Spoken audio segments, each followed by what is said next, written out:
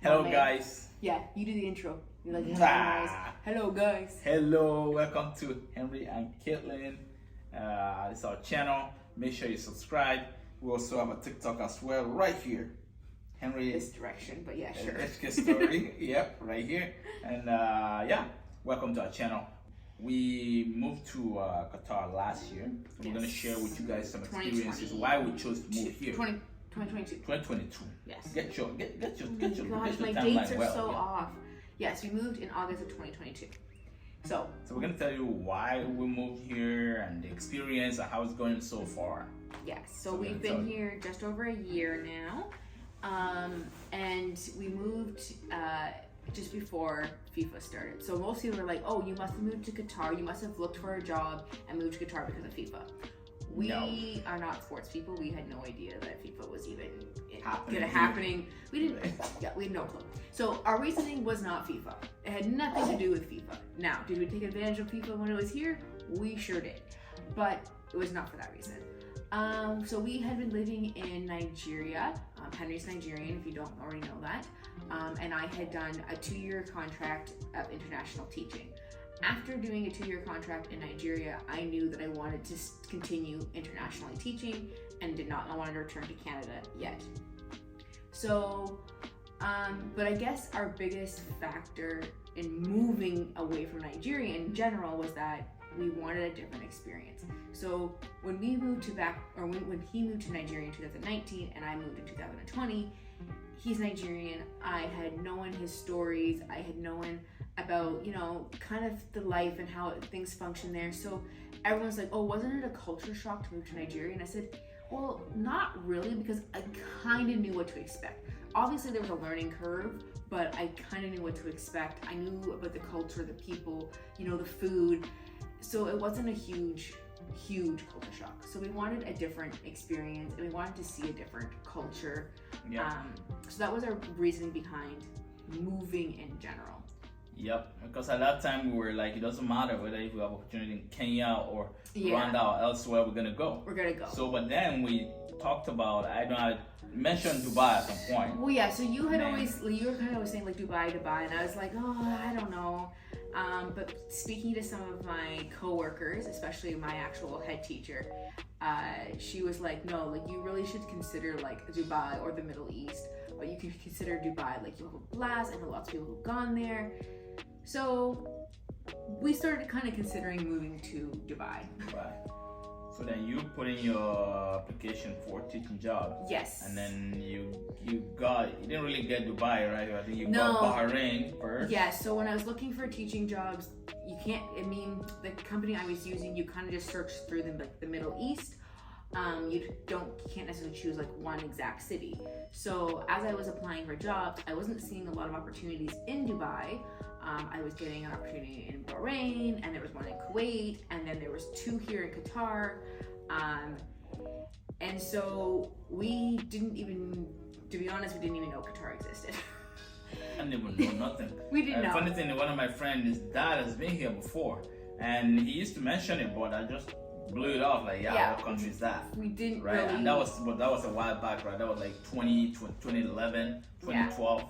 So Qatar was pretty much like nothing. Yeah, brand new.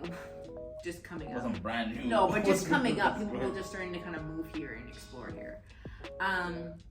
But yeah, so I was looking at the opportunities. The one job that started to kind of, go through was the one here in Qatar. So we kind of started having to do research. Henry did a lot of research on Qatar and what it would be like to live here and all those informations. Sorry. So, hold on. Oh, life. Oh, good morning. Good morning. Hi. You're interrupting our stories. That's okay. You're cute. This is a cute boy. Yes, so. There.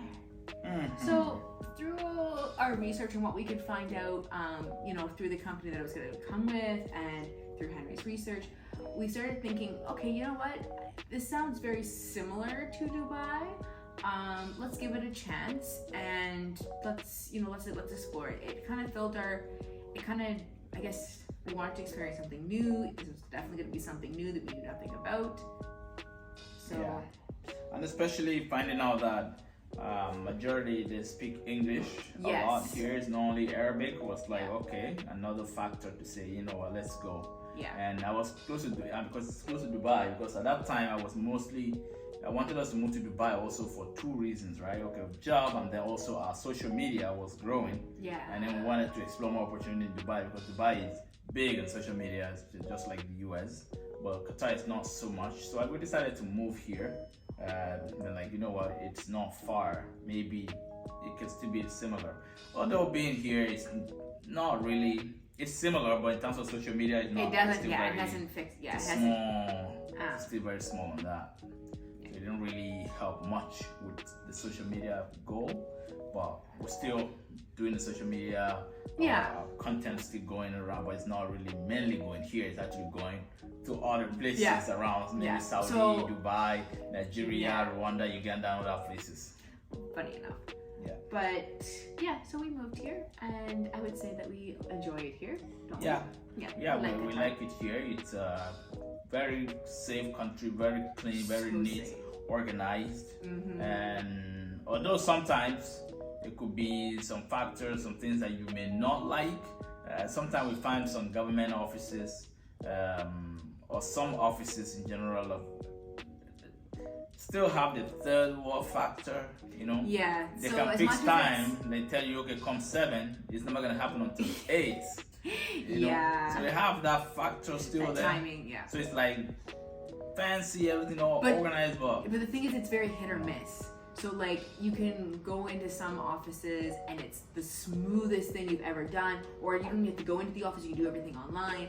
But then the odd time that sometimes things just go really AWOL, or it's hard to find the correct information, so you have to go and ask a lot of questions. So I mean, it's kind of like any country where sometimes dealing with any government office is sometimes a little bit difficult. So we still find here that it's hit or miss. Yeah. I think for us, at least for me, the biggest or the hardest thing has been trying to get a driver's license here. The process was just, even though we were supposed to be a quicker process of being able to just write the 2 tests, a written test and a driver's test, to exchange our Canadian licenses to a Qatar license, the wait has been just astronomical. Just astronomical. So it's been a long process trying to get licenses, but I think that's probably our biggest, like, okay. But when it comes to like things that we absolutely love, I love being able to, like, I don't even know, there's so many positives, but like just there's so much to do here all the time, where like no matter what you like to do. So for us, we just like to kind of, we like to wander around malls. There's hundreds of malls, it seems like, not hundreds, but there's a lot of malls here that we can wander around. We like to go out to eat dinner. There's restaurants of every, food nationality you can think of. The food's actually pretty cheap. Price range. In terms of price, so buying food outside. Yeah. Very good prices, actually. Yeah. And also there are beaches that you can go to. People think that in Qatar you can't even hold hands, or that's false narrative, because you can hold hands. You can hold hands and here. There actually are beaches where you go, you can see what you wouldn't even believe you're in Qatar. It depends on it depends on where you are. So again, government offices, you have to be a little bit more conservative. Like, I could not wear this in a government office. I have to wear, you can't wear shorts in a government office. You have to have things past your knees, things covering your shoulders. And there are some things that is like female versus male. Yes, and there's the female lines versus male lines.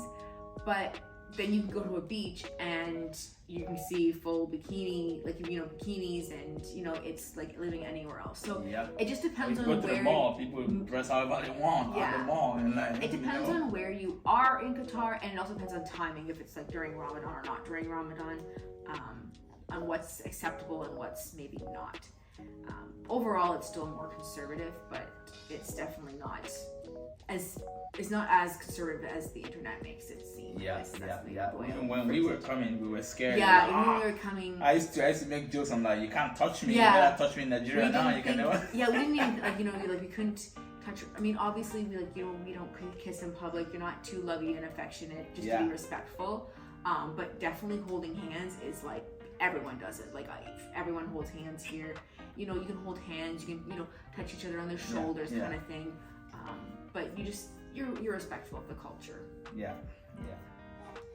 Well, and it's very, very family friendly here. Like, very family friendly. So many things are organized around family and kids, and like even yesterday we went out to a nice restaurant and I called them. I was like, "Is it okay I bring like a 3-month-old baby?" And they're like, "Of course it is, no problem at all." So everything here is just so family oriented, which is why he came. Well, yeah, which is why he came, but also why I'm happy that he's gonna kind of have an opportunity to grow up here a little bit too.